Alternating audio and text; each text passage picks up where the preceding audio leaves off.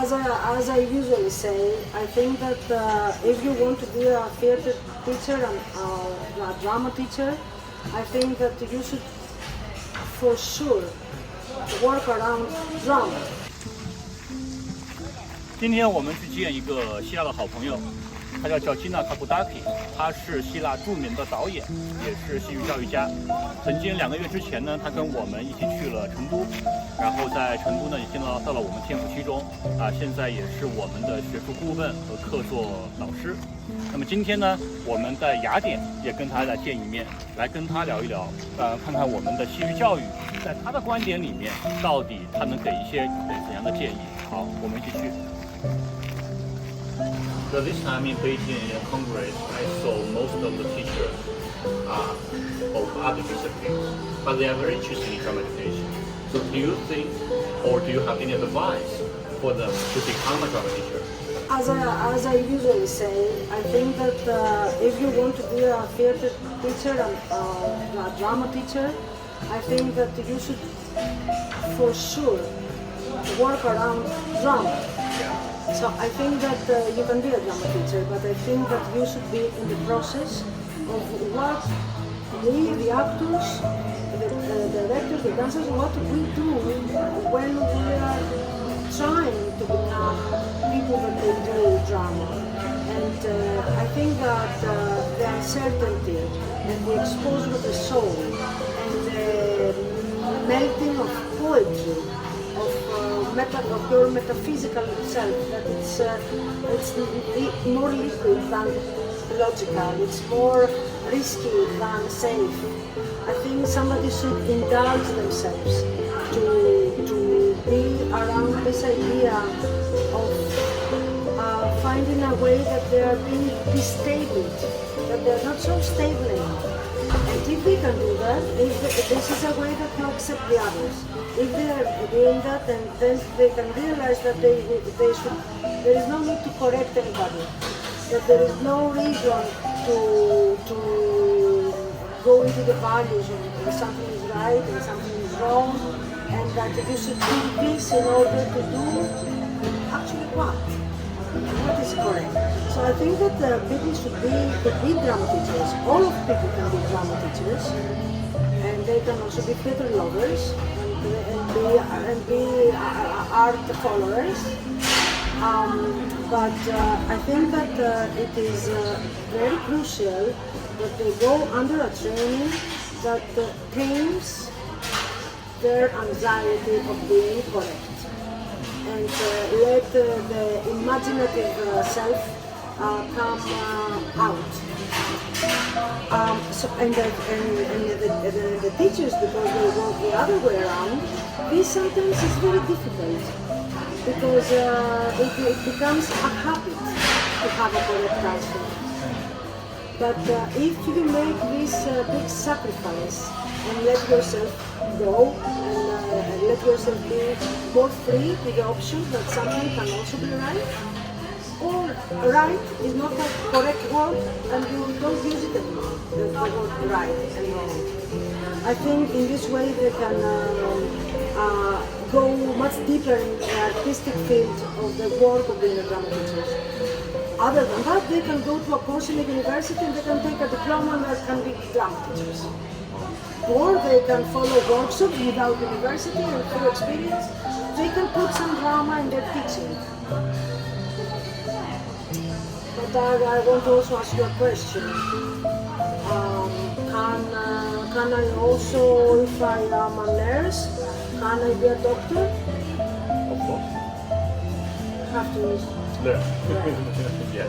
So I think that this is the answer. You have to learn a completely complex discipline. It's complex because it involves methodology, learning, but also it involves yourself in a way that it is the way that we are being involved in the art. It is a very bizarre exposure.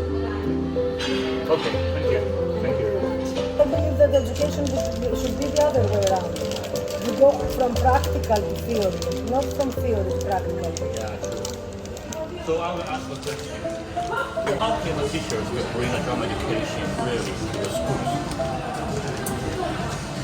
I think for a teacher, there are two levels of being a part of a workshop, and I think the first level in which I usually focus on is how you create, you energize, and you make a teacher believe that they have capacities, that they are drama education capacities, like the way that they feel comfortable, the way that they can feel that they can apply what they do, the way that they address the other people and they are leading the space, the way that they create imagination so that they can give examples when they go into the classroom.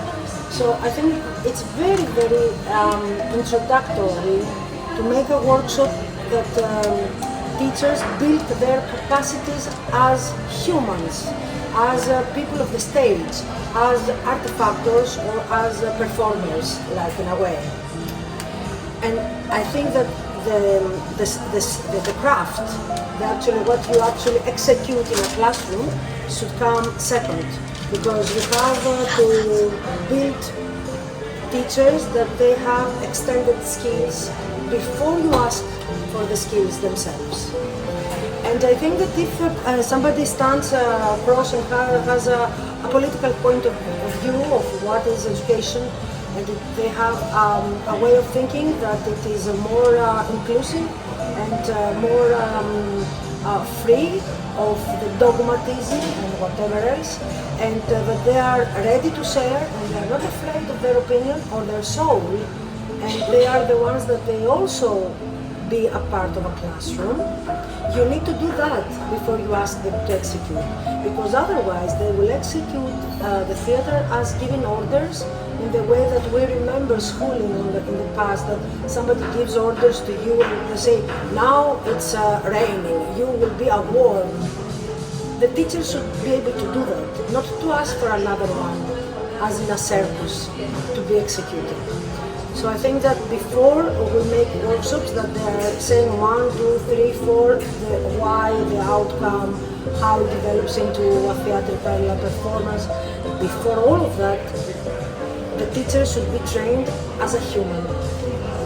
And if we do both of them, I think we create very strong teachers. And then theater is only a means, because then they can do it with everything. Because their personality is influential inside the classroom. That students would see a strong personality. And I think even if we do theater or maths or whatever, I think what we teach the most in young people is us, ourselves. That they see that we are fearless, that we are critical towards the system of school, and that we are critical in a nice and polite way towards society. If the children see that, that's enough schools. And theater is nice, of course. So another question, actually based on your own experience so far, what do you think? Because you told us you are the first theater person in the association, in the network. At the time of the late 90s. Yeah, before you all teachers. So what do you think about the relationship between, as a theater person and the teachers? Yeah. In a school, we must be teachers. But what's the relationship between the drama and education? This is an interesting question, and actually we with the TheatreNet, the TNet, we have done 2 programs the last 4 years. It was in the COVID years also.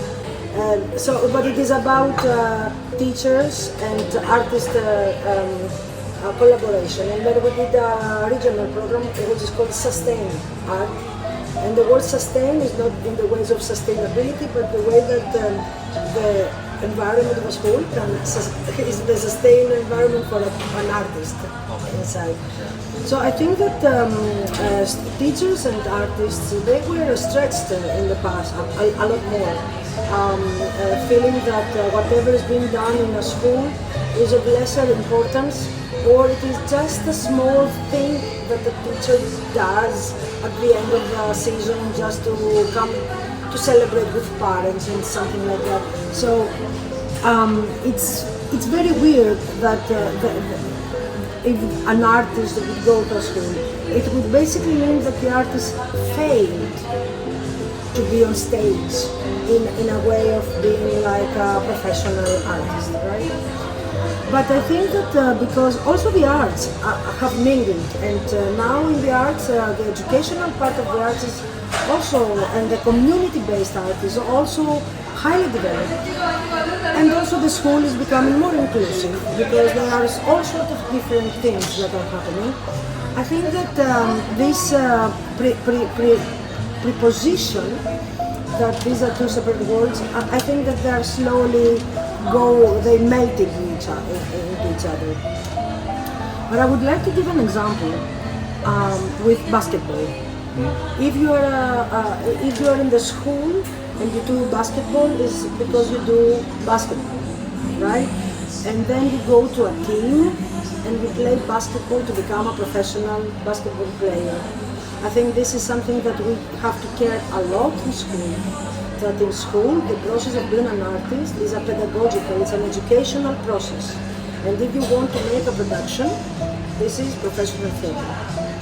And I think that when the schools, they hire artists sometimes, that they have the preconception of how we deal with actors, of how we deal with art, then they can make really ugly things with children because they impose a way of professionalism into an age group that they have never decided. They don't have any professional need to be perfect or to be on the aspects of the actual job of being in the theater. I think that what needs to happen is that the artists, they should mature into an environment of education. They should mature and understand that they have a great tool to be in education instead of having a great tool that they impose on education to create something that will develop their artistic career, so to say. So I think that because the arts are a new thing, I think we should compare it with the games, with the athleticism.